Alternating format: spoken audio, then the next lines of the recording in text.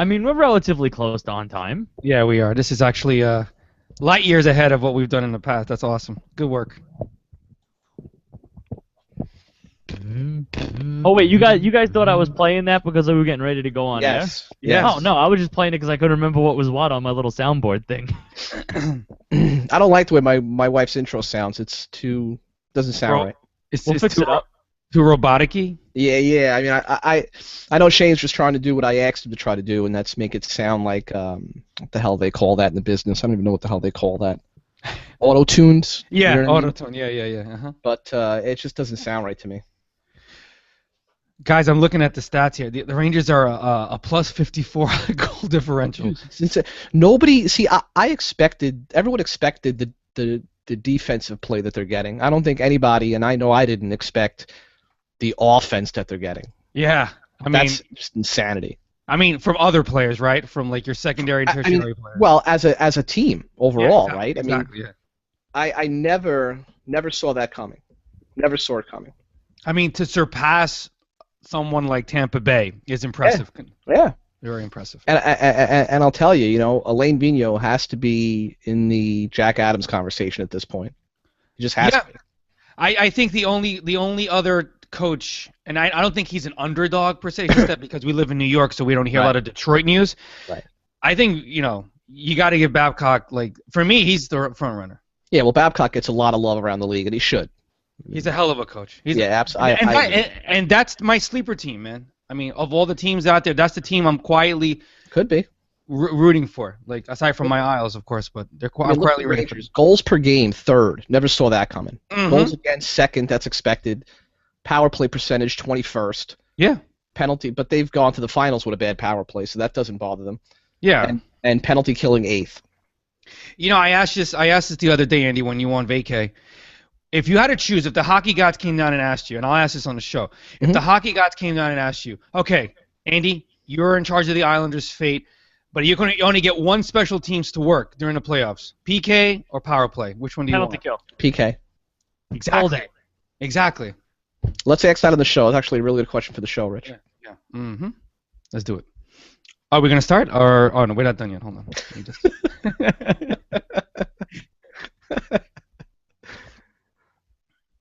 And I have to agree with you guys. That way you can play more aggressively if you know how you PK to do what you have to do. Exactly. Mm-hmm. 99 effing points. Wow. Unreal. 99 bottles of beer on the wall. 99 bottles of beer. They really use those two Islander wins, those two Islander victories. Yeah, I think the big game was that wild 6-5 game at the Coliseum. Yes, I think that for me they turned the corner there. They really did. Whew. Carey Price is insanity this year, isn't he? Holy hell, dude! His save percentage is almost a 940. Yeah, I know. It's almost perfect. Are you shitting me? It's almost perfect. I mean, you just hand him the Vezina now. Yeah, I agree, and I think I don't know, Andy. Do you think that they're the front runners for the Cup? The Canadians? Yeah. There's something about the Canadians. I still think they're a little too small, in my opinion, which has been their problem the last couple of years, I think.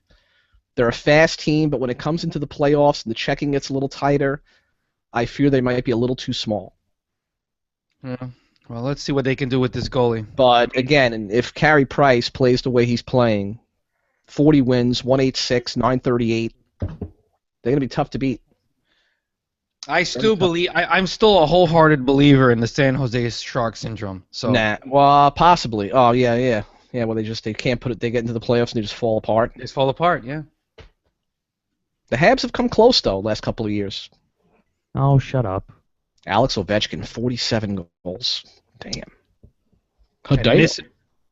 Yeah, and in this league, remember when there used to be 5 or 6 50-goal scorers? Yes, you literally just took the words out of my mouth. I was just gonna say that. Wait, don't talk about this because this is gonna be a topic on the show for sure. Because the Art Royce winner is gonna have less than 90 points, and that's fucking insane. Yeah, unless somebody gets super duper hot. I mean, Crosby leads the league right now with 74 points, and he's got like 10 games left.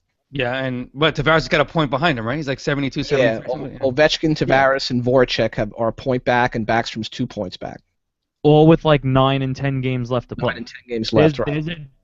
there's a chance that the Art Ross Trophy winner has less than 90 points, which is nuts. Well, which Right. yeah. Mm-hmm.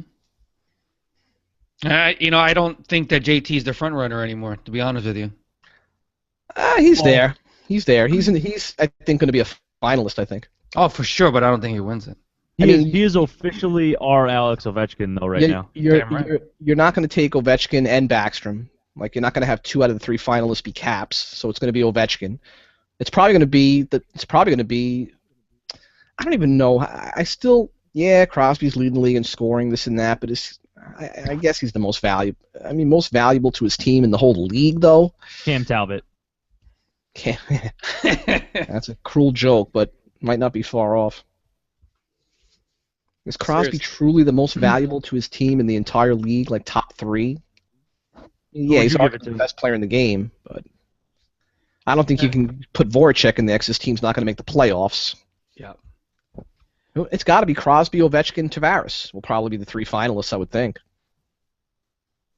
And Ovi's an NHL favorite, even though he's Nash is an outsider, maybe. yeah, he's got 63 points. I don't think he's. Yeah, but without his 39 goals, This is true. he's third in the league in goals.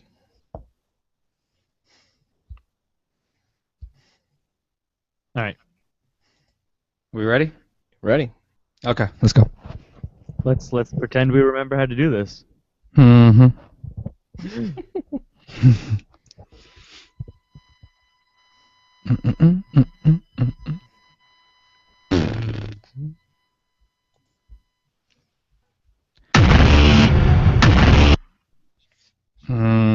False start. That's the wrong button, Shane.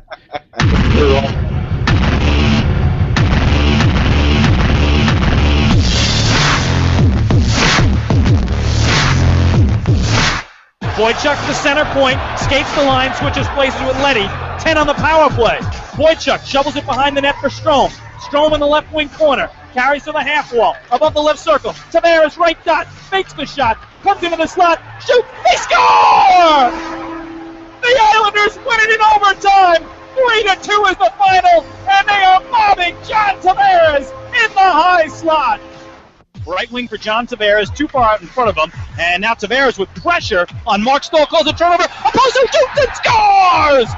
Kyle Oposo's 100th goal in the NHL gives the Islanders their first lead of the night.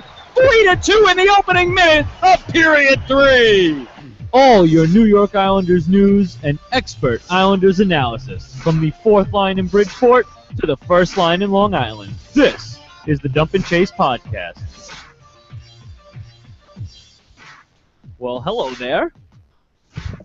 We are back. Who are you and again? We are, And what am we I? are ready to go. What? Wait, where are we? Wait, who are you guys? What is this? Holy cow! What are we doing? This is the Dump and Chase podcast, and I'm Shane Blackburn. As always, you could follow me at Dump and Chase 80 on the Twitters, alongside, for the first time in a long time, Andy Graziano, who you could follow at Tasman19, who not only is back on the podcast for the first time in a long time, but is back in the United States, which I'm sure he's not too happy about now that we're back in the crappy cold weather again. And Rich Diaz Rodriguez, who you could follow at RDNHL. What's up, guys? Hello, hello. Hello. Greetings. Oh man, it's been Greetings, way too long. hockeylings. It has been a very long time. Too long. This is- Good to be back on the grind. This has been a long time coming, though, so make sure if you guys are watching this live, make sure you guys jump in the live chat, which should be directly below where the video is on the Dump and Chase podcast's live show page. Jump into the chat, talk with me and Andy and Rich whenever he decides to get himself in this chat, because he's not right now. What the heck is it? But make sure you guys jump in there. You can interact with us throughout the show. We have a ton to talk about, obviously, since we haven't been here in so long. Let's start it out with. I really don't care at this point because there's just so much to talk about. First of all, let's just say thank God that Letty and Boychuk are signed long term, and everyone could stop worrying about that, which is a nice thing. We don't have to go through and worry is Boychuk going to sign today. I'm sure Staple was so happy that he's not going to get ridiculous tweets all day anymore. Any progress on Boychuk? I was talking to Alan Kretter Saturday at the Rock on our way up to the press box, and me and Alan were talking about that, and he had mentioned, I'm not quite sure that was the right move, signing these guys before the end of the season. I'm like, well, I think it kind of was, because in my opinion, Garth Snow made it a priority that he didn't want any distractions heading into the playoffs. He didn't want anything hanging over anybody's head. He didn't want anything lingering in the room. I actually think it was a very, very smart move to get it done before the playoffs. Get these guys the long-term security that they wanted, give the fans the long-term security that they wanted, show the league that, yes, quality players are willing to sign here. I don't think there was one negative. Well, maybe the only negative for me is a 7-year deal for the 31-year-old Boychuk. Yeah, that that's probably a little would be long. the only negative. And I'm not even that upset about it. That's just a little long. He takes a pretty good beating, and I'm wondering how effective he's going to be as he reaches age 33, 34, 35. But we'll see. I don't see Hockett. I don't see any negatives in signing him at this point. You strike the iron while it's hot. If the Islanders weren't going to the Barclays, if this wasn't the final season at the Coliseum, I would say maybe you could have waited. But I feel as if, it's like, you're tidying up the place before you're going on a long vacation, if you will. I think that's what Garth Snow's doing. He's just taking care of house, doing what he has to do as a GM to make sure that when they go to the playoffs, the only thing they're caring about is the opponent in front of them. Right. I couldn't agree with you. I echo Andy's sentiments here. Shane, what do you think? I think a lot of things. Don't hurt yourself, bro. Listen, I got to call my dad really quick, get him to bring the fire extinguisher up. But no, I do agree that the term for Boychuk may be a little long, but if that's what it took to get done, it had to get done. I think losing him this offseason, the free agency, would have been a big blow to the blue line, obviously. But I think it also would have been a blow to Snow as the GM, someone who worked to get his credibility as high as he has so far this season. I think he knew he couldn't afford to let any of that credibility slide away, and I'm sure he could care less what the fans think of him. Obviously, he cares what they think of the team, but I think he could care less if the fans don't perceive him as a great GM, but he has to keep his GM credibility up with the other GMs around the league so he can continue to make ridiculous trades like absolutely zero roster players in exchange for Boychuk and Leddy. That's a good point, Shane, because, when you think about it in reality, losing Johnny Boychuk on the blue line from the roster perspective, in my opinion, I'll just disagree slightly with what you said. I don't think it would have been that much of a blow considering the talent that they have ready to come up from Bridgeport in Griffin Reinhardt and Ryan Pulak specifically. That's not even speaking anything of Scott Mayfield.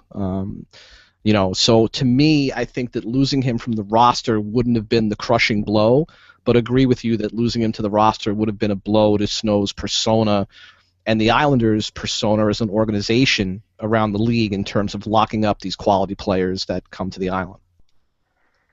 And I'm still going to call it the island because Brooklyn, to me, still has not sunk in yet. Well, why should it? Why should it? Not yet. Not yet. I've accepted it, and I know it's happening, but I'm still amazed that some of the logistics still haven't been worked out. There are still issues with the seating chart in terms of there are still plenty of seats that haven't even been priced yet because Barclays doesn't know what they're going to do with them. But I think that traffic is going to be not the traffic around the Nassau Coliseum is great after a game. We get the privilege, let me call it, of leaving roughly an hour after the whole final horn blows, so we miss a lot of that initial exit you're very traffic. lucky. But I can't. Barclays, I can see being a logistical nightmare if you choose to drive there. Yeah, and that's the thing. There's construction going on around the Barclays as we speak, which already congests Atlantic Avenue into Flatbush. Which, in New York, construction lasts about the contract lengths are like 15 years on any construction project. That's good. That's not going to end anytime soon. So I just can't. I'm not going to. And by the way, the parking across the street in Atlantic Terminal Mall. Yep. $40 flat rate. $40. $39.99. $40. I got two words for you people: mass transit. Oh yeah, there's no reason. That's the whole point. Everybody was clamoring about getting to the Coliseum, it being a logistical nightmare there, because of the traffic, because of the Meadowbrook, blah blah blah. Well, you better take the train to Brooklyn, brother. There's no point in driving over there. I'm fine with taking the train. Yeah, it would be I mean, Andy's got an easy commute from his job. Well, no, wait, never mind. Not from home, no. No, Rich, that's correct. From my job, it's going to be a piece of cake. But Okay. from home, it's not going to be any better for me than going out to the Coliseum in my car. Believe it or not. For me, actually, it's better. It's better both ways. It's better for from me Staten from home. Island, right? Right. For me, from Central Jersey, it's not going to be any better via car on a Saturday, or even from my house to take a train. Because don't forget, I have to take New Jersey Transit from Middletown into Penn, and then from Penn take the train to Atlantic Terminal. Well, I will say this: if God willing, we have everything goes well with Barclays and we're in, I will say this: door to door, 20 minutes. For you? Yep. Oh, it's fantastic for you. Fantastic. Yeah. I can even make morning practices if I'm still able to go in the morning. Yeah. Exactly. But you won't be. You'll be all set up by then. Yeah. You all right, buddy? Woo! Defibrillator needed already? Yeah. Speaking of which, playoffs. Listen, I know we haven't done this in a while, but you don't have to be too excited. I'm overjoyed. I'm looking at a stat right now. You know what's pretty interesting to me, guys, is you know how like every superstar on a team, they generally when they don't perform, the team loses, right? What I'm finding interesting is I'm looking at John Tavares' split stats. 20 goals, 28 assists, 48 points in 44 games when the Islanders win. 13 goals, 12 assists, 25 points in 29 games when they lose. So it's really not the case anymore of, as John Tavares goes, the New York Islanders go. And I think that just speaks to the tremendous depth that the club has now. The fact that, Tavares, has not been shut out, so to speak, in games that the Islanders have lost. Well, before we get into the meat and potatoes of this show today, could we just talk about how the depth that we have and the Kale Mullarat goal from the backhand lacrosse top shelf goal Pretty impressive. In Bridgeport? I saw that on Twitter. Yeah, that was pretty awesome. Pretty impressive. That was pretty nifty, huh? I don't think that. Yeah, Shane, it was pretty nifty. You speak to depth, and it's a column that I put out yesterday on Islanders Insight regarding Jack Capuano and the fact that he's really in a no-win situation. We've talked about this before with the fans and some in the mainstream media as well. And I think it's never more true than we've seen when I was in the Dominican Republic and I came back to the three of the four consecutive losses was when I was away. And I came back and made the mistake of going on to Twitter and reading the Cappy venom that was being spewed all over the place. And I thought that, and then especially after seeing what Brett Segralis of the Post put out on Saturday, I felt it needed some kind of rebuttal from my angle, not to defend Capuano, but to put my point of view out there on it and my opinion on it. And I think it's very unfair in not just in coaching in professional sports, but just in life in general, that you're gonna pretty much victimize someone when things aren't going well, and not give them any credit when things are going well. I just think it's just a ridiculous notion to me, and I still struggle to grasp that line of thought from a fan's perspective. I couldn't agree with you more, Andy. A few months back, I think 2 months ago, I wrote about Jack Capuano and the way in which I believe he sees the game of hockey, and it's not a popular view, and that's the gestalt, like taking a very, very open-ended look at your team. Right. It's a day-to-day, but also at the same time, simultaneously, it's a holistic approach to the game. So we lost the game, but defensively or on the special teams, did we do something right? And that's when I'm going to. It's not denying the reality of a loss, but what does one gain if night in and night out all he does is complain about his team? This is not working. I don't see how that's productive in moving your team forward. It's not. It's not. So, I mean, so you would rather have a John Tortorella who doesn't want to talk to you, and when he does, he's incredibly obnoxious and standoffish and almost makes you not want to ask questions. Right. So I couldn't agree with you more, and more importantly, I think that it speaks to his character the way in which he's always been that kind of even-keeled guy. I've never really seen Capuano, even when I've seen him on videos, ever really lose his cool to the point where you're like, whoa, this guy he needs a break, or maybe he's not the right guy for the job. I will say this, though, Andy. In my gut feeling, I don't think he lasts at this job if the Islanders have an early exit this year. I just don't see it. Unfortunately, I don't know if I agree with that. I think no matter what they do in the playoffs, I think he secured his job for next year just getting them there. But for the whole season, I don't know. Yeah, man. I think you do. I think he did. I think he secured his job, regardless of if I agree with he should have or not. I think he secured his job throughout this season, and I think you're going to see Capuano behind the bench next year, no matter what we do in the playoffs. Hopefully we don't have an early exit. Do I think we're going to go very deep? To be very honest with you, no, I don't. I don't think we make it past the second round if we get there. This team has, and it's not even personnel holes. The team has just mental lapses, it seems, and there's just too many inconsistencies with the team for me to be extremely confident that we're going to go deep into the playoffs. Do I want to? Obviously, 100% yes. I would love to see this team go as deep into the playoffs as possible. But realistically looking at it, I don't know how deep this team can actually get into the playoffs with the holes that they have night in and night out. Can you remember it? Go ahead, Andy. No, I'm sorry, Rich. I apologize. Go ahead, bud. No, you go. It's not important. That's very profound, Shane, because I was thinking about this on the trip home as I was preparing mentally for the show, and me and my wife have this conversation all the time, and when she accuses me of being negative, I say I'm being realistic. And I think there's a fine line between the two, so I can see how sometimes it appears as though to her I'm being negative when, again, in my mind, I think I'm being realistic. And looking at it realistically, I think you're right. I think that it's hard to imagine a team who has given up. Basically, there are, there are 8 teams in the National Hockey League, 8 that have given up more goals than the New York Islanders. Only one is a current playoff team, and that's the Anaheim Ducks. They've given up 3 more goals than the Islanders in 1 more game played.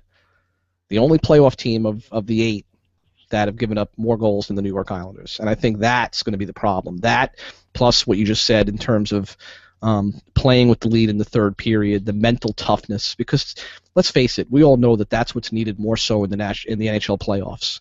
It's mental toughness. You have to be mentally tough. And are the Islanders going to be a really good hockey club and a playoff contender for years to come? Absolutely. I'm just not sure that they're ready yet for that leap this year. Yeah, I mean, we have to give Ryan Strome and Brock Nelson a bit more time to mature. Yep. They've shown absolute brilliance. Ryan Strome went on a severe drought, not as severe as Brock Nelson's, but I have a feeling that these boys are going to go into these playoffs like deer in headlight. As much as we love them and as much as they've shown us some severe... I think you'll see that more from Nelson than you will from Strome. Yes, correct. Because of his age. Although the only thing is Nelson's been there already, though. Nelson was brought up during the playoffs for us. Nelson's already been around an NHL playoff team. Although, let me rephrase. NHL has been around the NHL playoffs. I don't know how much we actually belonged in those playoffs. I think we got a little lucky with the shortened season and a good run. But Brock Nelson has already been around the NHL playoffs. But the thing that gets me is he has to come out of this slump like tomorrow, or he is going to be utterly useless in the playoffs because the shots he's taking now just to try and get something to go are absurd. And that's the one lineup decision that I haven't quite been able to understand yet, is with all the healthy scratches that Capuano's been making lately, why it hasn't been Brock Nelson's turn yet. And you guys know about my insane man crush on Brock Nelson. So for me to say that something's not right. Why? Because Brock Nelson does so many other things well that don't show up in the box score. I make a point. I agree with that 100%.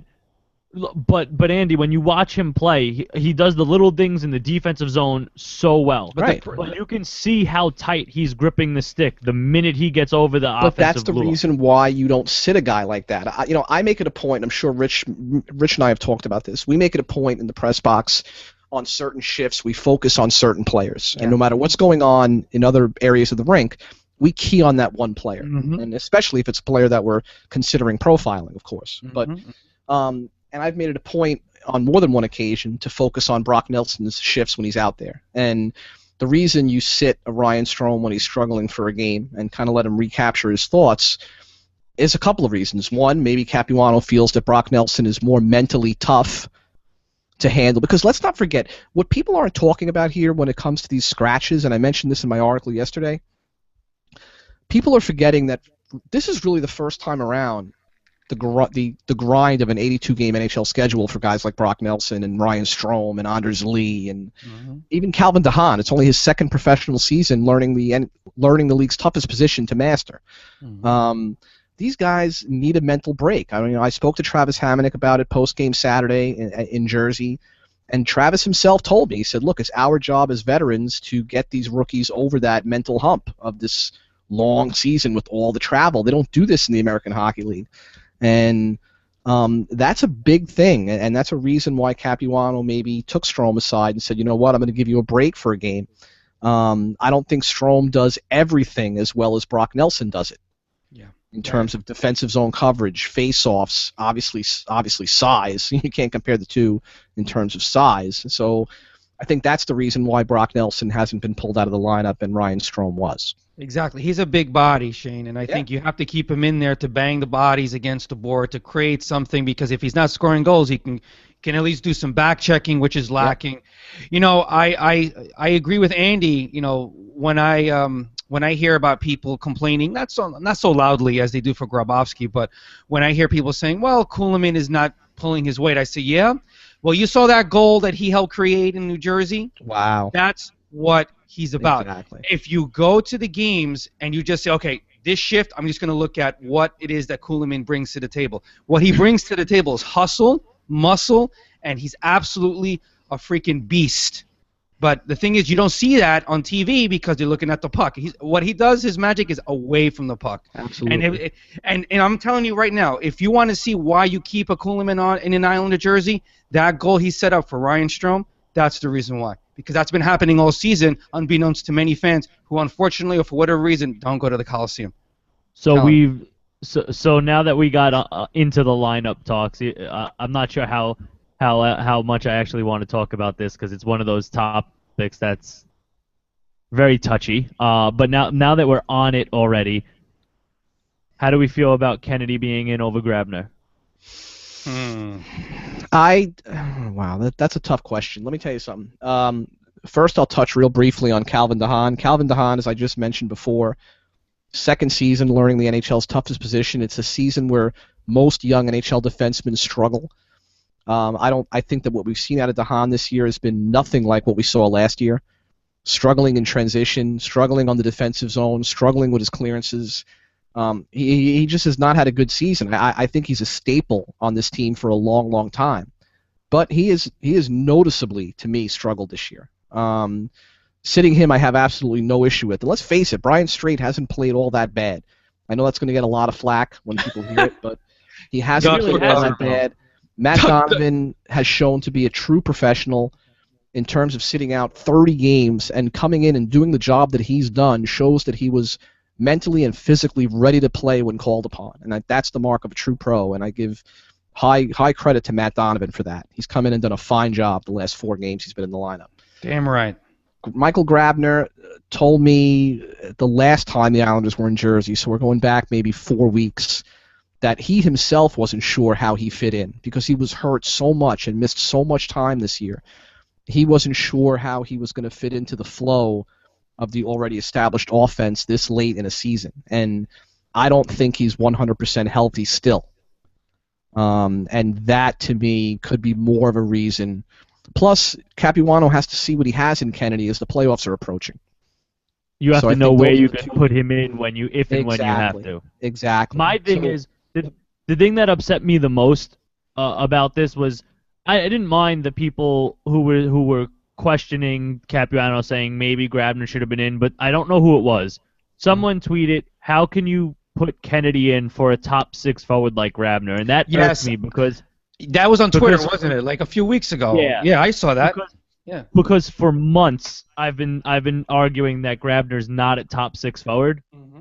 So that's the only thing that irked me. Obviously, I could see why you can argue Grabner could have been in over Kennedy. You would have to be blind not to see the argument from either side. I think an argument could be made for both players, Kennedy and Grabner. Mm-hmm.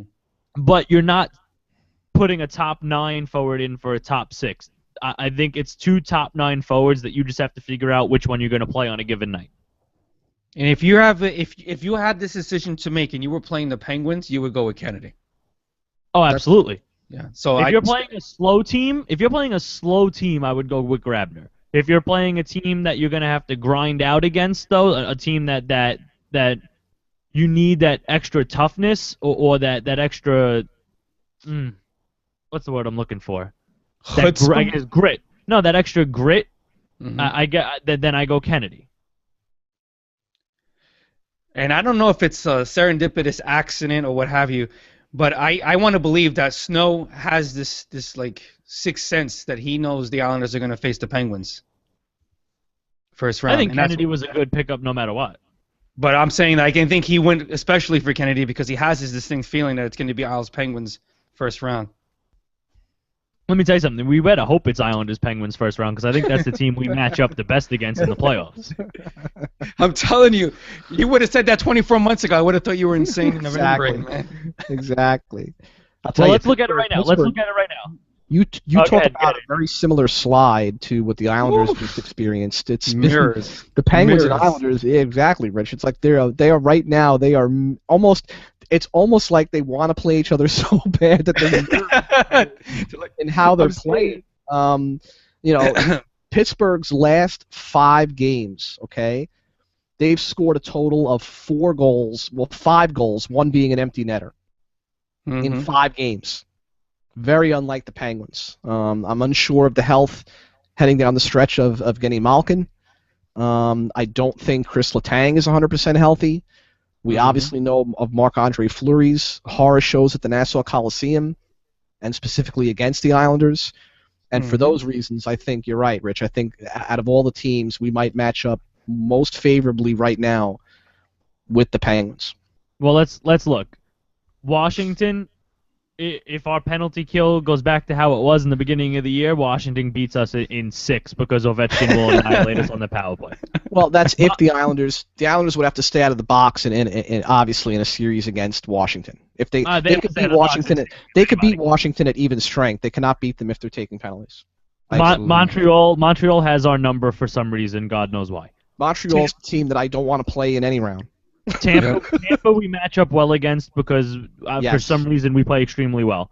Detroit I'm worried about because as much as I've been a Capuano supporter, Babcock wins that series hands down. But the Islanders can play Detroit. They've done it before. They've won in Detroit numerous times over the past couple of seasons. That's not a building that intimidates them. The only thing that's so weird, right?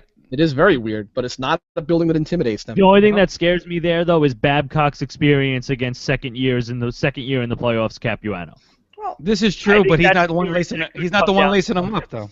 Right, but I think that is a series that could come down to coaching. There's 2 teams. There's 2 teams I don't want to see at any juncture of the Eastern Conference playoffs. It's Montreal and Boston. I'd rather play Boston than the Rangers. Because if Boston gets in, I'm afraid of any Islander getting out of that series alive. Yes, but all right. So next series. Rangers kill us. I'm very worried. I'd be very worried about playing the Rangers in the playoffs. They don't sweep us, but I think they win that series. I would have to realistically pick the Rangers in a 7-game series. Yes, yeah, exactly. I think it would be a bloodshed, just brawl. That would be a street fun brawl. This wouldn't be a 1994 repeat. It wouldn't be something like that. It would be a 7-game like absolute tooth and nail, and I mean like nails and teeth on the freaking ice. I'll tell you right now, though, that would most likely happen in the second round. The winner of that series doesn't win the next round because they're going to be too beat up. Agreed. It's something I spoke to Dave Brown about at the Rock on Saturday during dinner. Dave Brown, the ex-Flyer and NHL scout, I had the opportunity to have dinner with him when we were speaking about the playoffs and the Islanders specifically and kind of what he thought was their problem recently, and he pointed to Leddy coming back and He said to me flat out, he goes, Andy, listen, he goes, the playoffs, the regular season, he said to me, is just an audition for the playoffs. That's all it is. He goes, in this league today, there's so much parity. Any team could beat any other in any given series. He goes, your goaltender gets red hot. Your third, fourth line guy scores 4 goals in a 6-game series.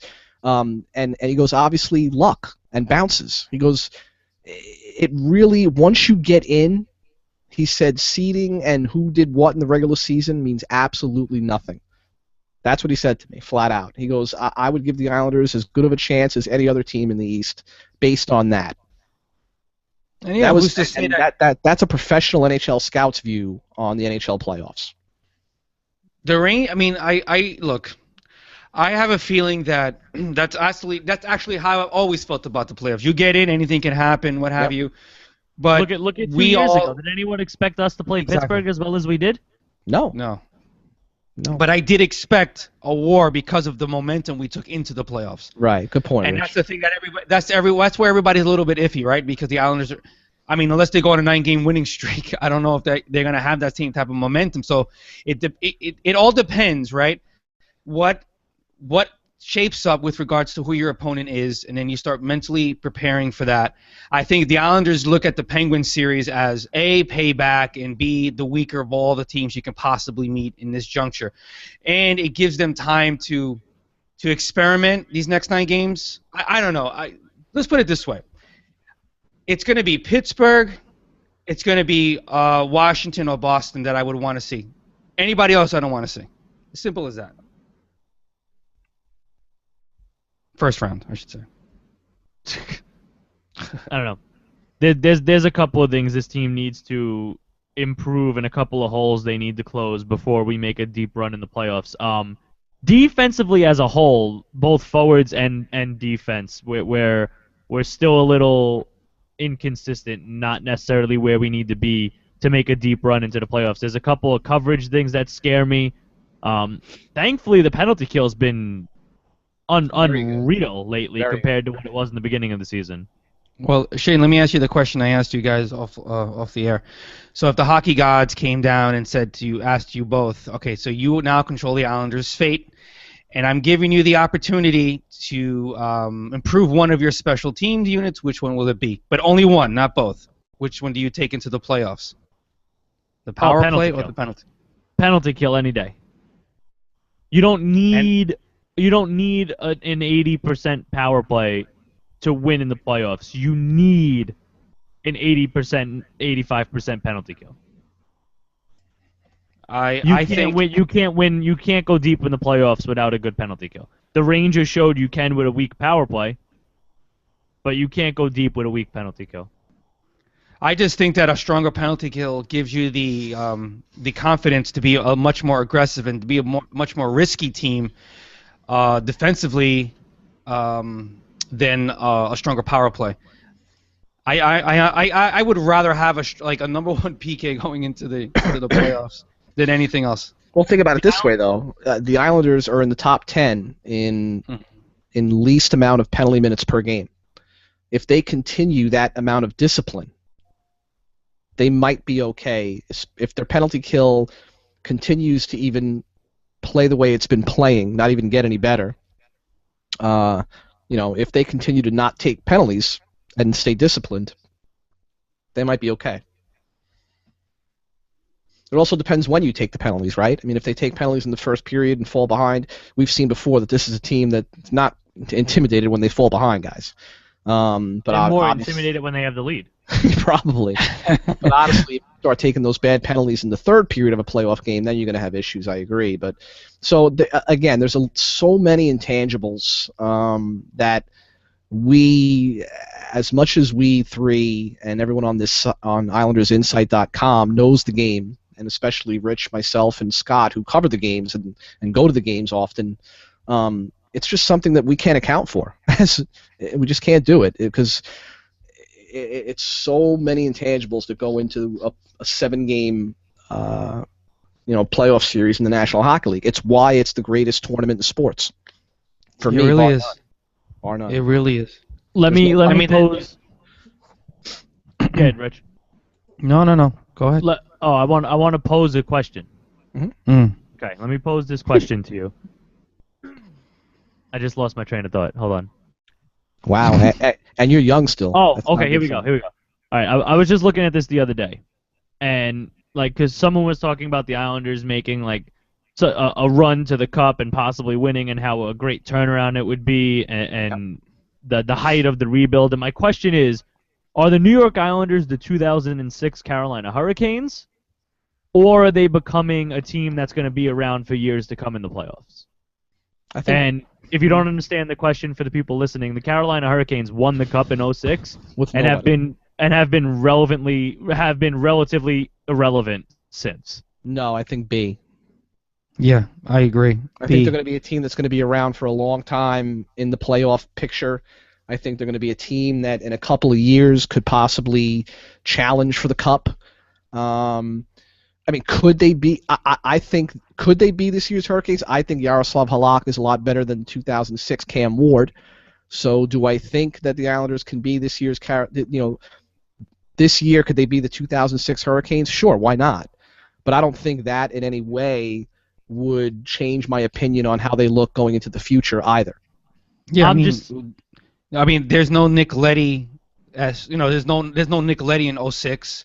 There's no Johnny John Tavares. Boychuk, no John Tavares. Tavares, Right. There's no Ryan Strome. But with that said, can the Islanders win the Stanley Cup? Oh, sure. I mean, why not? But realistically, I think this team is coming into its own. I think the desperation that we all sense is something that's fan-based, not team-based. Agreed. And I honestly believe that the Islanders are poised to be. I think Garth Snow's intention is to win a Stanley Cup. Yes, but that's actually, for me, the way I've seen the team build up in the last 24 months is secondary. I think it's more about remaining relevant in a saturated market like New York for at least 10 years. I said this in a tweet a long time ago. Better to build a team that wins 5 cups in 10 years than to try to buy one to Bingo. maybe win one now. Well said, Rich. Yeah, so Very well I don't know, man. The That's reason why I I feel. ask, the reason I ask is because I'm 150% okay with not winning the Stanley Cup this year. I'm 100% okay with getting out of the first round, and that's it. I just want to get out of the first round. After the first round, I'm fine with that.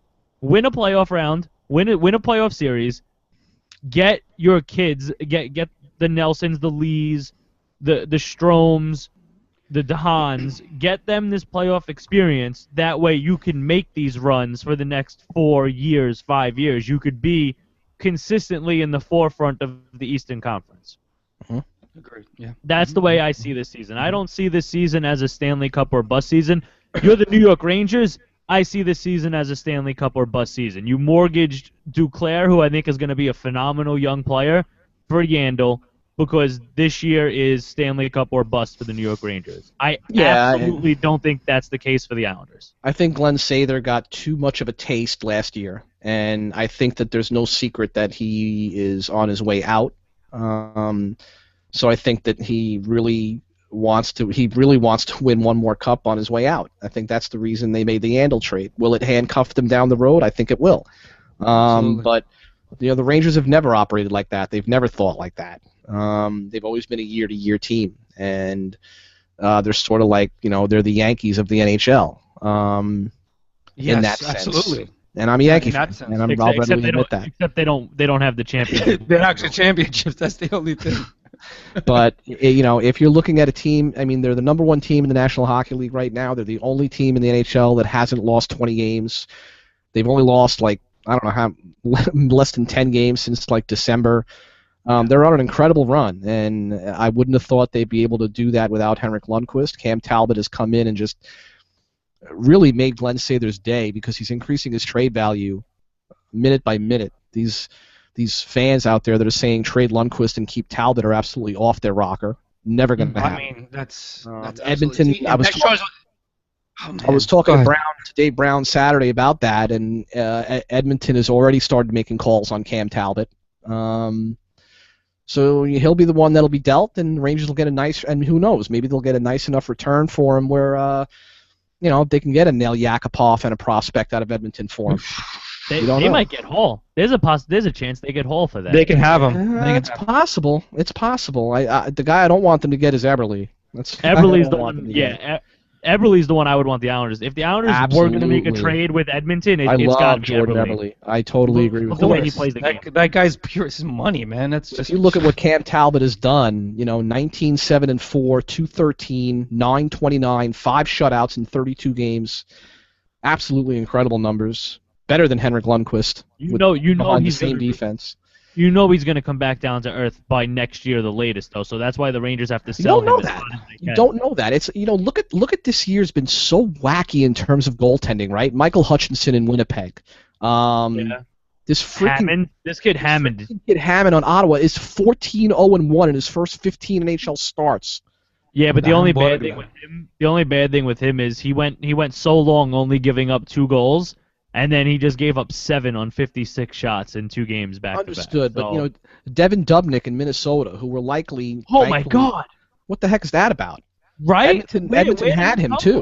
from? I mean, now luckily I don't think we'll see him tomorrow night because he's playing tonight, Dubnyk. Mm-hmm. So I don't think we see Dubnyk tomorrow, luckily. But So good for them though. it's been an absolutely insane year for backup goalies this year. It really has been. Except for us. By the way, I absolutely love that the Ottawa fans throw hamburgers at this Rich kid like that. Hammond. Rich like that. Yeah, I was ignoring that because I didn't want to get into It's it. been such a fantastic year for backup goaltenders. Not for us.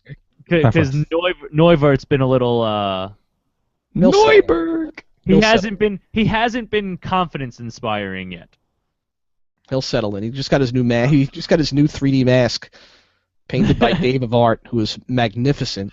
That guy's phenomenal. So once he straps that thing on, he'll be fine. All right, gonna so need since him. we You know, started Tom- talking about Tom Henderson just posted a column on Islanders Insight, just hit the site about 46 minutes ago at 8 p.m. about the need for Michael Neuwirth to spell Jarro Halak down the stretch. So, and he gave 2 very interesting contrasting points. One about riding Halak into the playoffs, and the second contrasting point was having Neuwirth spell Halak and keeping Jarro rested and healthy. We saw what Jarro did off of a week break Saturday night was absolutely spectacular in New Jersey. So it's a Let's really see. really All good right. interesting column. Everybody should go check it out. Just to go back to the let's Rangers. look really quick. Go ahead, Rich. No, I was just going to say, going back to the Rangers point, I just wanted to point out that at one point the Islanders were a scoring machine, and the Rangers were just known for just kind of like, just withstanding and sneaking a goal here and there. But the Rangers at plus 54 goal differential. That's the highest in the league, guys. 54. They are quite dangerous. That's all I want to say. I just wanted to accentuate that point just for those Islander fans that hate Yeah, Rangers look, fans. you could be an Islander fan and love the Islanders all you want. To discount or ignore what the Rangers have done is just naive. It's Now, the dangerous, Islanders- man. You look at the Islanders' schedule down the stretch on the surface, and you're like, wow, 9 games left, 6 are at home. They've been a good home team this year. That's a good, but this week is brutal. You got L.A. tomorrow. Minnesota tomorrow. Yes, L.A. LA Thursday. Thursday. Anaheim Saturday. Detroit Sunday. The next 4 games are brutal. Well, let's take a look at the schedule really quick. All right. So we have Good. Minnesota tomorrow. Halak or Neuwirth. Halak. L.A. on Thursday. Neuwirth. Clock. All right. I'm sorry. Wait. No, I go Neuwirth. No, you see, I say Halak for both the weekday games, and then you put in Neuwirth for Sunday. No, I play. You're playing Halak 3 straight, then playing Neuwirth against Sunday against Detroit. I go Halak, Neuwirth, Halak, Neuwirth. Halak tomorrow. That's what I Neuwirth think. Kings. Halak Anaheim. Neuwirth. Especially since Halak's wait, just hold coming on. back from the LBI. Well, that's true. Okay, so you're saying on, off, on, off? All right. Yes. Yeah. In my opinion. So whoever plays there's going to be 2 goalies on the weekend. You're not going to I play just want him back to back. I just want him to get into some rhythm. At least he have some sort of momentum into the playoffs. If he himself can have momentum. But that can come here because then I would play Halak against Columbus and Buffalo. No, you see, those are the games that I would do Neuwirth. Those are because the games you play Neuwirth, Yeah. especially against Buffalo. I would go Halak, Neuwirth against Anaheim, Halak against Detroit, Neuwirth, Halak, Neuwirth. I don't play You Neubert want against Halak? Anaheim. You want Halak against Pittsburgh. The thing you want is Halak against Pittsburgh in the second to last game in Pittsburgh, because that could mean the difference between 4 games at the Coliseum or 4 games in Pittsburgh. True. I didn't think about that. Wait, where are the That Pittsburgh? game, that game on the 10th could be the deciding factor in home ice advantage. Yeah, but look at the Islanders, man. Since they've come back down to earth a little bit at home, 23-12 at home, 21-13-4 on the road. Yeah. They're just as good on the road as they are at home. But I think the Coliseum crowd is a huge helper in the playoffs. Especially this year. Yeah, exactly. They're gonna blow the roof off that place. Oh yeah. Insanity. They may get a head start on the demolition. We're gonna just tear it. Yeah, it's gonna be insanity. The playoffs this year is gonna be insane. Yeah. I cannot wait to experience it. It's gonna be sick. All right, couple other things I want to touch on before we get out of here. We're coming close on an hour, guys. Couple other things I want to touch on though. Okay. First. Okay. Okposo. Obviously, Okposo is going to need a little bit more time to readjust and get back to the NHL speed and be ready to go. Okposo. Kyle Okposo. No, it's Okposo. There's a Kyle K there. Okposo. I don't care who thinks it's silent. There's a K there. It's silent. Kyle Okposo. John Tavares. The T is silent. No, the T is not silent in Tavares. It's John Tavares. All right. So first of all, it's pronounced Tavares. Okay. Ready? I'm gonna mute you guys. How's that? All right, ready? No. Kyle Okposo. First of all, I forget what I was listening to the other day, but they were calling him Oposo, and I was like, that's not a friggin' Z. Oposo. Even I know that. I was like, even I know it's not a Z. Okay. Oposo. Yep. Obviously, he needs time to adjust, get back ready. Does he belong on the first line right now? Yes. Rich. Yes, he does. He needs to be there. Okay. Does Bailey? Yes. As opposed to whom? No. Lee. No. Who? Tavares, Okposo, Lee. The only thing that worries me about that, Andy, and I was thinking the same thing, but my argument against that is Lee and Okposo are the same player. Exactly. I knew you would say that, and well. they're not. They're not. Lee is more You gotta talented, spread the in my wealth, opinion. guys. They're not the same player. Kyle Okposo does not go in front of the net, and Anders Lee is not as good as Kyle Okposo at winning pucks off the boards and in the corners. I you just would say go- body. And Lee and Okposo with Tavares. Yes. Spread the wealth. I say Okposo Lee's takes the second line. puck out, Tavares sets up, and then Lee stands in front of the goaltender, which Okposo doesn't do. Okposo's not a slot player. For a big winger, he's not a slot player. He's not a down low, dirty goal player. He's just not. So what's 2 then? Strome, Nelson, Bailey? No, 2 has to be the kid line. They have so much chemistry. But Lee's on the first line. Yeah, That's what I'm saying. I know, I'm an idiot. I know. Well, no, I think your second line you have to come back with Nielsen. See, but I think that's your third line. If you're going to put Nielsen and Kuhlman together, that's got to be your third line. Nielsen, Bailey, Kuhlman. I think that's 3. I don't Nelson, get it. Again, we've talked about this. Now you're getting into what's 2, 3. I don't care about numbers. It's all about ice time.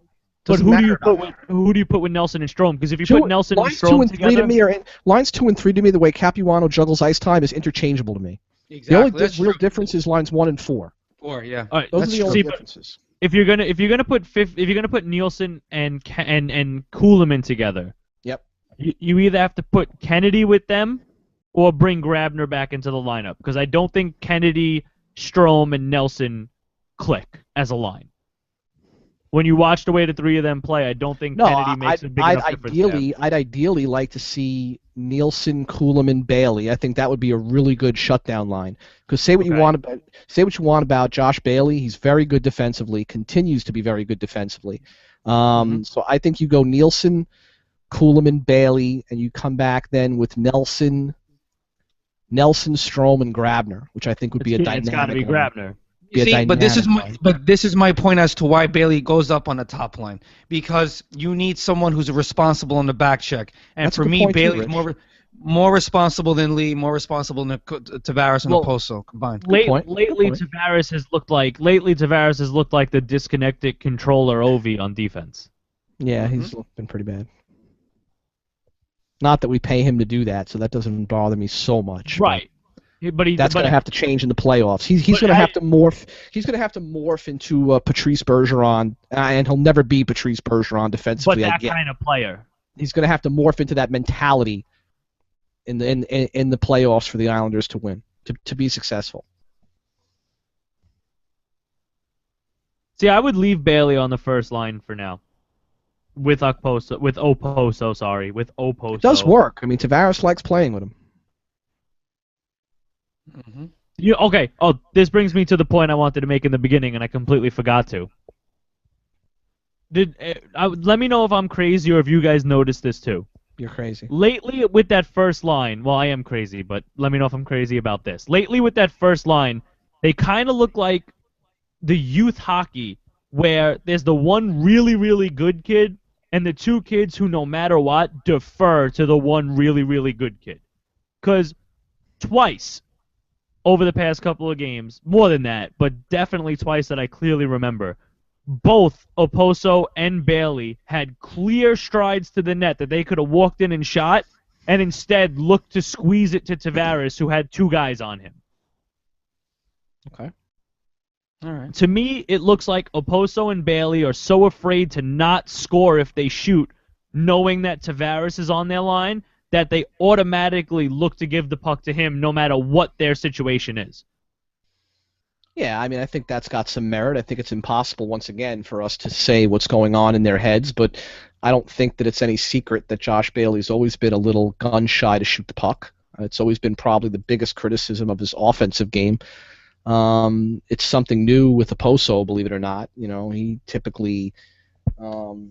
It's not new though. When did that report come out that he went to see the sports psychologist? Who? Oposo? Yeah. He didn't go see a sports psychologist. I'm pretty sure there was a report that came out a couple seasons ago when he started to play really well that was the reason why. I don't remember that. Who? Oposo. Kyle yes, Oposo. no, that's true. Yeah, that was true. 2 seasons Really? ago. Yeah, when he I had missed that, during the shortened season, he had I think that was the time that people were asking him to be traded. And That then was the he year he had scored 4 goals in 48 games. Exactly. And then erupted in the playoffs. And then he became Kyle Oposo that we know Erupted, today. it was because only of- 6 games, but yeah.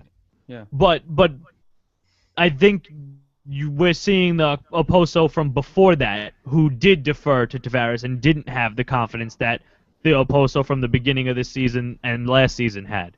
I hope not. I think you can see the clear difference in how Oposo played from. I think you could see the difference in how Oposo played from last year without Tavares to how he's playing this year with him. And I think there's been a very big difference in his play. And I think that comes down to Tavares being the factor. And I say it because, and I know obviously it's not anywhere near the same level of hockey, but when I played with a good friend of mine, Nicky. And no matter what my opportunity was for the first half of the year, I always deferred to give the puck to him. I could have had a wide open net. The goalie could have been behind the net laying down in the sun drinking a martini, and I would have passed it to him with 2 defensemen on him just because I always deferred to him. And about midway through the season, with a huge screaming match with my coach, I changed the way I played with him, and we became a completely different line. Because now, instead of everyone knowing who we played against, that no matter what I had, I was passing it, now they also had to defend me shooting. And I think that's what you need to see from Bailey and Oposo. I think once you see them stop deferring easy opportunities to Tavares, I think that line can take off even more. Because to me, that line relies too much on Tavares to be an absolute superstar and dangle 4 guys and go top shelf, rather than having 2 other people on the line who can make a difference. That's a good point. Well said, Shane. Before we go, may I ask? I know we have another few weeks left before the playoffs begin, but who is your favorite for the cup? Who is your dark horse? Oh, I hate these questions. I love these questions. I I'm love never good at speculation. these questions. You want honest answers? Because if I give you Yes. honest answers, the Islanders Twitter world is going to murder me Oh, tomorrow if I give you honest answers. Please, by all means, tell me. Yeah, go ahead, Shane. You kick it off. Honestly. My favorite to win the cup, Yeah. the Rangers. Okay. I hate you, but okay. And you my Signing my off now. my true dark horse, as much as I would love it to be the Islanders, my true dark horse Mm-hmm. is Minnesota. Okay. Well, that's a dark horse, dude. He's I almost think invisible. Dubnyk has been Dubnyk. so good. I think they are very underrated, and I think Minnesota is the dark horse. I have two fringe dark horses. If we could put it all together defensively, I think we could be a strong dark horse in the Stanley Cup race. Mhm. And Calgary would scare me too because of their youth. Calgary. Regina. Actually, you're supposed to pronounce it like Calgary, I think. No, but I love that every time I see Regina, I go to say Regina, and I'm like, wait a minute, that's not how they say it. Like organization. Organized. With an S. With Organization. an S. With an S. I want to be Canadian. We got a good organization. Yeah, you know what I'm saying, eh? About. A boot. We're about to make a run, We're a good organization here. I think we got a couple of good years, That's not bad. That's pretty good. That's excellent.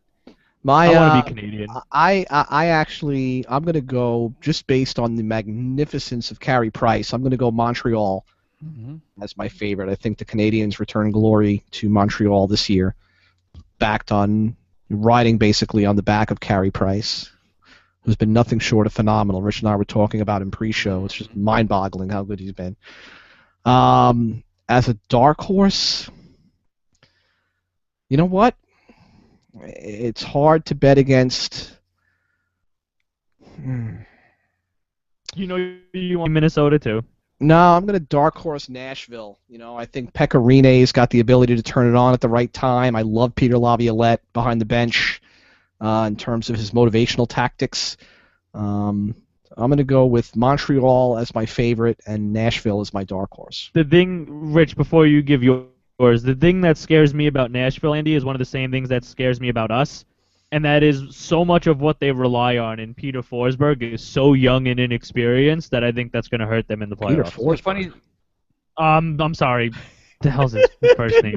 Back? Whatever the hell his first Forsberg name is back? When the hell did this happen? Why doesn't anybody tell me He these came out of retirement. He's like 50 years What the old. hell? Whatever Philip the hell his first name is. Philip. Forsberg. It's got to be a P too. Like it Philip. can't be something completely opposite end of the spectrum. It has to be a damn P. Pieter Forsberg. You don't know what you're talking about. Russian. Well, I mean, Peter Forsberg on that team would scare me for them too because he'd be in like a walker in a wheelchair cover at this point. You should study more hockey, eh? Yeah, I should pay attention more. It's funny that you got Andy. You mentioned Nashville because they're pretty much they came down to earth around the same time the Islanders They did. That's right. 3-6-1 in their last 10. 3-6 in the last 10. So for me, Montreal wins it. I have to say that Carey Price is absolutely on fire. So when you have a goalie, you can go all the way. Not that the Rangers don't have that. The dark horse is tied. I have two dark horses, if you will. One pony and one horse. Let's put it that way. I don't know. Tampa Bay, because the last 10 and their goal differential, and they just, they're a stacked team. And Detroit, because I've always had, A man crush on Detroit. Yeah, I love Detroit. So, that's fine. I have a man crush on Chicago outside the Islanders. That's fine. And I like their home record. And Yeah. that's and exactly. And Babcock is just a straight up he's a G. He's a G. I wish, as much as I support Capuano, I wish we could somehow trade for Babcock. All right. Well, I don't think. I think I'm not right associated now, with this message. I think right now, Mike Babcock is currently, after this year, without a deal. They didn't extend him yet. They will. I can't see them not. Detroit's amazing to me. That their playoff run is probably one of the most unbelievable records in sports. What have they made the playoffs like 24 straight seasons? 24th stage. It's like, you know what? They lose Steve Yzerman, they lose Sergei Fedorov, they lose Slava Kozlov, they lose Nicholas Lidstrom, they lose Chris Osgood, down the line, Dominik Hasek, and yet Scotty Bowman. every year they just continue to pump out playoff teams. It's really No, a and then to that and then you go from Scotty Bowman to, you know what Ken I mean? Holland. Like, yeah, exactly. So I mean, like, this is a resilient organization, and if any organization inside the league, I would love the Islanders to replicate. It would be the Detroit Red Wings. They know how to keep a tradition alive as much as they can. I mean, they're phenomenal. They're phenomenal. They're my second favorite team in sports. I mean, St. Louis as well because of whatever, for numerous reasons. But Detroit is my dark horse. They might sneak up on you. You never know. They might sneak up and bite you. Yep. All right, last 2 points before we get out of here. First one is stupid, so I'll get it out of the way quick. Who wins the NCAA championship in hockey? I don't care. The Frozen Four. You're no fun. The Mississippi Warthogs are going to win it all. You're ridiculous. But who's in it? Maine. If Right, Maine who's is in there, it? then I Who's want in it? Maine. Who the hell's in it? I don't even know. They did the selection show yesterday. I would listen. I'll go for Maine just because. Isn't Cappy from Maine? They didn't play for Maine. I don't The think St. Maine. Peter's Eagles are going to win it. Yo, first of all, St. Peter's Eagles had a pretty awesome charity night last night. St. Peter's Eagles won the Division B championship, my friend. This year? No, we didn't. Yes, they did. My son. Oh no, I'm sorry. Middletown North did. I apologize. I was gonna say St. Peter's Eagles are. My hometown, the school my son goes to, won the championship. He was at the nice. loss of the game. Yeah. We last night we actually played every year we play against. They're actually from Long Island. They're called the Long Island Rough Riders. It's a sled Yeah. hockey team. Yeah, I've seen them. We do a charity game with them every year. This was the 6th year in a row we've done it. All the proceeds go to them.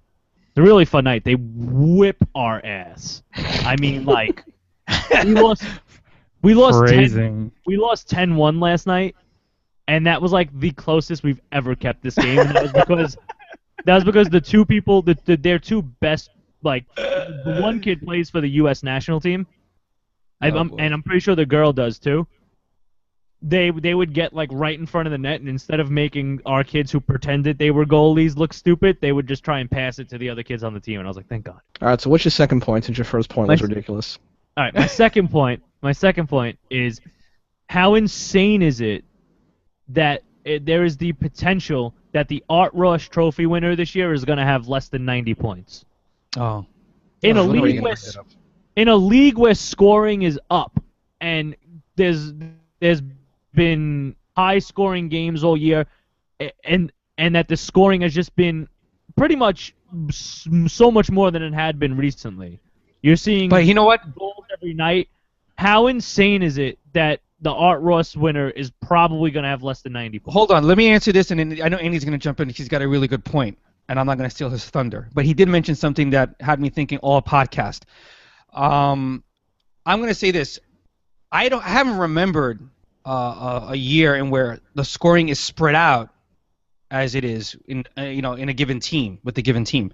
Usually, you had teams that had Brian Trottier's, right, that set you up and scored, or Messier's, and then you had your Gretzky's and your Bossies and what have you, right?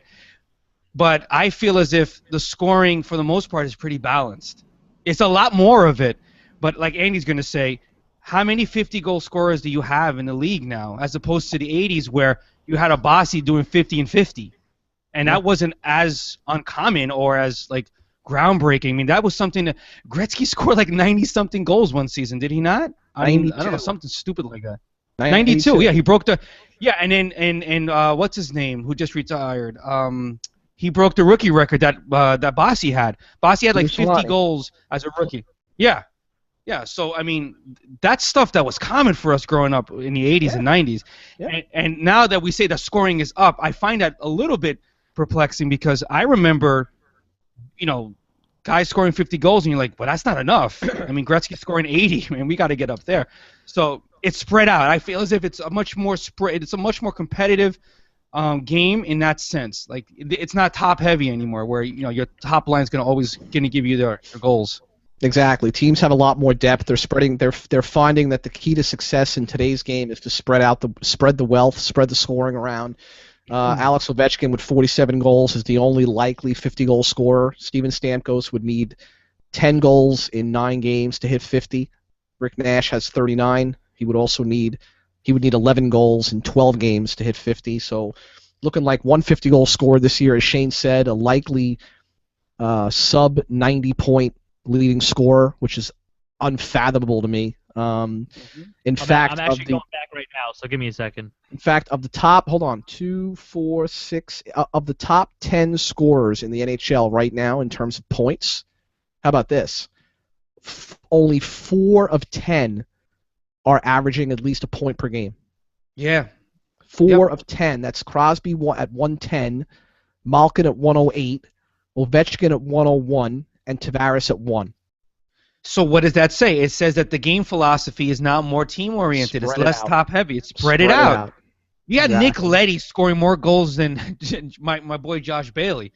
I mean, it's fine. I don't care. But I think the Art Ross Trophy is something that, for younger audiences, it's. I think for me, it's a lot more. Yeah, it's completely redefined. More so than the Hart Trophy. More so than the Hart Trophy has been. And I feel as if with the way the game is played today, that's a more coveted trophy for me. That's just my two bits on it. All right. Well, if you go back the past couple of seasons, you have to go back to 2003, 2004 to get the last time an Art Ross Trophy winner had less than 100 points. Wow. That's not including the shortened season in 12-13, obviously. Crazy. Really? But the last time an Art Ross Trophy winner with less than 100 points was someone with less than 100 points won the Art Ross was in 03-04. Who was it? Now, it's I just had it up too. I think what are we in 03-04? Now for Marty St. Louis had 94 in 03-04, and that was the league leading. Wow. Now, in last year, 11-12 and 10-11.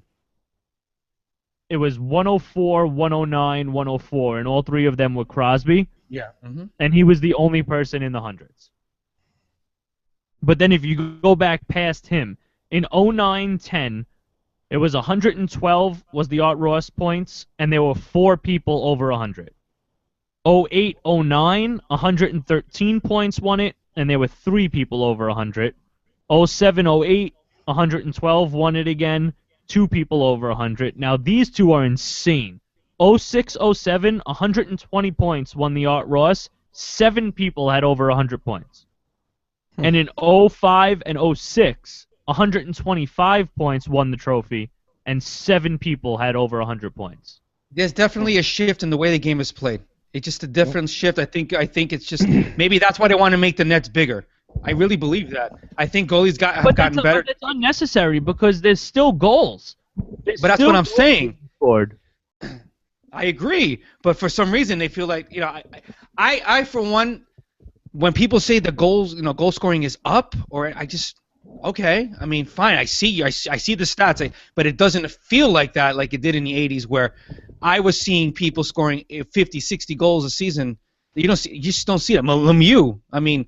Guys, Mario Lemieux scoring goals like every freaking year he was scoring goals. He was scoring 50, 40s. I mean, it's ridiculous. Absolutely ridiculous how hockey has changed. And it's a faster game. No one's scoring 50 goals. Well, on the way out, guys, Ottawa with a chance to pass Boston tonight with one of their games in hand, trailing 2-1 at the end of 2 to the San Jose Sharks. Which I actually have that game on right now, and you should have seen the 2 goals San Jose scored to make it 2-1. Joe Pavelski with his 35th, and Chris Tierney with his 3rd. Zibanejad's 18th for Ottawa. Before we had diving for a rebound backhand 35 goals for Pavelski. Wow. And what was the other kid's name? Tierney? Yeah. That's interesting. Let me ask you guys something just to organize my thoughts here before we go. Islanders Pittsburgh. Let's just say that's the case. Islanders win that series. Changing of the guard, Crosby to Tavares. Yes or no? Never. You'll never see that happen in the NHL's eyes. I think as great Ever. as John Tavares is, I don't think he'll ever be the face of the league per se. Okay, fair enough. And with that,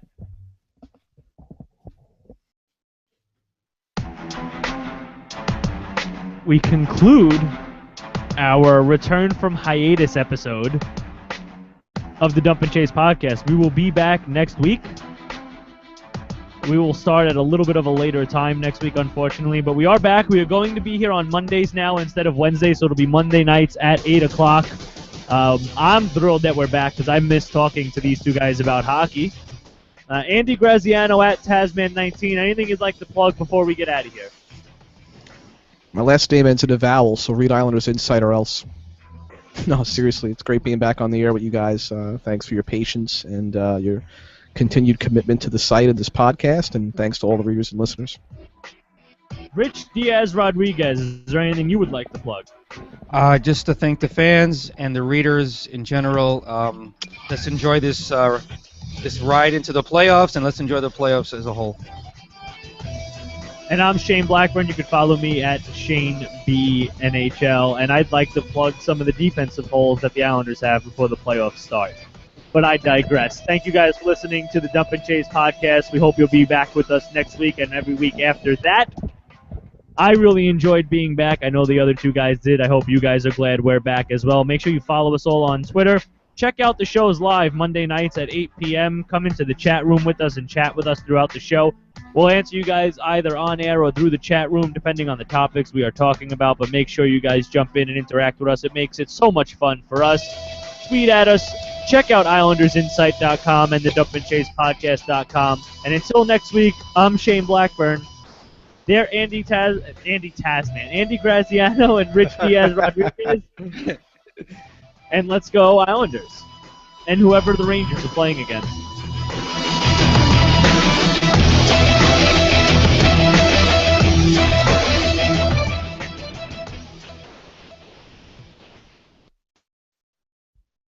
I almost did that in the beginning of the show, so I had it in my head telling myself not to make sure I didn't do it this time, and I did it anyway. You just forgot that you forgot both disclaimers, actually. Yeah, no. It's the only thing you forgot. And actually, that was our good friend Moom, who was online chatting with us, reminding us of that. He's like, you didn't play I didn't get the link. You didn't play that nice girl's disclaimer with her Long Island accent. I said, whoa, easy, pal. It's my wife. He goes, no, are you kidding? It's my girl. Long Island accent, by the way, I love that. Yeah. Andy. Staten Island, Long Island, same thing. Yeah. When did you play for Peters, Andy? 85 to 89. All right, never mind. Oh, actually, I don't know. Who was your coach? Greg Stathis. Oh, okay. Jack Capuano. Greg Stathis and who was my other coach? There were two of them. It was Greg Stathis and Ray Capizzi, I think his name was. Okay, because there was one of the coaches who coached in the 90s passed away, so Mystic Farrell sent out like a thing. Sal Girardi. Oh, Sal Girardi. Yeah, I knew Sal. Yeah, I know. I know. I saw the post from Farrell. Yeah, so I didn't know if you Stathis passed away. Stathis passed away actually about 8 years ago. He had battled kidney disease his whole life. That when he even coached me, he was working on one kidney, and then he left Peters to go down and coach. He went to coach University of Minnesota. He got a really nice gig coaching a college team. Nice. And he was a really great coach. I never really meshed with him too well personally, but he was a really good coach, and he taught me a lot about the game of hockey. And he passed away about 8 years ago after a long battle with his kidneys. Oish. Yeah. I'm actually considering making the jump instead of coaching. Mm-hmm. I kind of want to ref now. Ooh. Yeah. Bad decision. Shane, No, why don't you just stick to calling games instead of like at the in the booth instead of calling them? Because it's impossible for me to find a hockey team to call games for. Nothing around here has like radio. I actually wish I still lived on Staten Island because I would love nothing more than to go back and coach my alma mater. I think that would be like a dream for me. But come maybe coach that's something with me. you can think about. Coach with me. I would love to, Shane, but I'm not on. It's not feasible for me. You guys would be at each other's throats after one game. No, I think Numbnuts wants to quit next year. So I would absolutely love to come back and I mean, because I do miss coaching a little bit. And to coach my alma mater would be fucking great. But again, Yeah, and living then in you get Jersey paid to do hockey, man. I mean, living I in would Jersey do it. just makes no sense. It's not feasible for me to be. You know what I mean? I already And you're take never time gonna- away to cover the Islanders and. You're never gonna leave Jersey, right? That's home for good. Yeah. I'm never going back to Staten Island if that's what you mean. Yeah, that's what I mean. I wouldn't nobody in move their right back to mind Staten would ever Island come back to this place. if I wouldn't move back to Staten Island if and I tell my wife this all the time. If somebody bought me a house on Staten Island, I'd say. And not because look, I remember where I came from. I respect it in terms of it gave me a good, I grew up in Oakwood Heights. It gave me a good childhood. I was fortunate enough to be able to not only grow up playing ice hockey, but playing roller hockey in the old Richmond Roller Hockey Association down at Miller Field. So it gave me a lot of great memories as a child. But the vision of Staten Island got too grandiose. You know what I mean? It just got too crowded. It now takes you an hour to get from one side of the island to the other. Oh my God, it's insanity. It's an absolute fucking mess in terms of people right on top of one another and traffic and congestion, and pulling into a fucking store like a CVS is a fucking adventure at this point. Damn. And that, to me, I came out to Jersey for that reason specifically, space. And jug handles. Space and jug handles. I don't want to be stuck behind a guy making a left on Highland Boulevard for 15 minutes and missing the next 3, light changes. In Jersey, everything continues to move straight because it's a fucking jug. You can't make lefts. Everything's a jug handle. It keeps I hate that in though. one direction.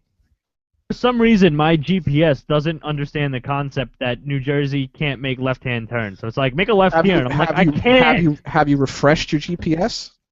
Yeah. You have to update the software, every My once phone, in a while. It's Google's like Google Maps. Really? Yeah. But that listen, guys, I don't forget where I came from, but those are the reasons why I wouldn't move back. It just wouldn't. If anything, I'd love to live in the city because my commute back and forth to work is a fucking nightmare. Maybe when your kids are, they got their caries going. Maybe you guys can see. The expense to live in the city is just outrageous, dude. You can live in Brooklyn, dude. I would never do that. That's insanity. $2,500 a month for a fucking studio. It's like insane. $2,500 a month for a studio. Where? Let me know. Insanity. Fucking insanity. $3,500, man. That's the only reason why. My wife's dream has always been to live in one of those nice, fancy brownstones in Manhattan. She loves the city. Well, there you go. She's crazy. Listen, before I go, I like to drive too much to live in the city. Well, I fucking hate driving. Hate it. I love driving. Hate it. Hate it. Hate you too. I'm out of here. Yeah, me too. I'm like an hour ago. gonna go have some shepherd's pie. I'm gonna go eat. I'm gonna go eat the pizza that I ordered like an hour ago. Later, It's great guys. to be back, guys. Shane, thanks for working this all out. Appreciate it.